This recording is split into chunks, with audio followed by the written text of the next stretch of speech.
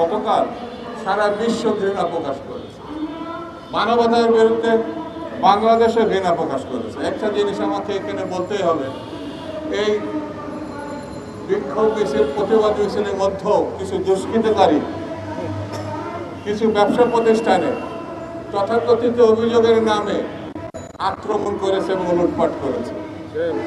এটা ঘৃণ্য ব্যাপার, এটা সমর্থনযোগ্য না। যারা করেছে তারা মানবতার, তারা জাতিগতভাবে আমাদের যে গৌরব, আমাদের যে অহংকার করার মতো মুক্তিযুদ্ধ, আমাদের মানবতার সপক্ষে যে প্রতিবাদ, সেটাকে তারা কলঙ্কিত করেছে। আগামীতে এদের বিরুদ্ধে এই লুটপাটকারী, এই দখলদার, তাদের বিরুদ্ধে আমাদের সজাগ থাকতে হবে, ঐক্যবদ্ধ থাকতে হবে। বন্ধুরা, কালকে বাংলাদেশ সহ সারা বিশ্ব, মুসলিম বিশ্ব বলবো না, সারা বিশ্ব এই ঘৃণ্য প্রচেষ্টার বিরুদ্ধে দাঁড়িয়েছে।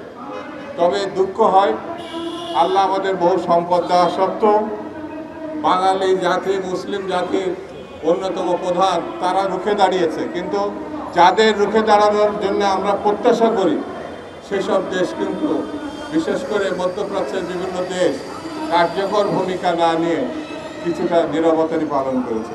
আমার মনে হয় এটা পরিহার করে সারা বিশ্বের সঙ্গে ইসলামী জাতির অতীতের যে লড়াইয়ের ইতিহাস, সেটাকে ধারণ করে এই মানবতার সপক্ষে আমাদের দাঁড়াতে হবে।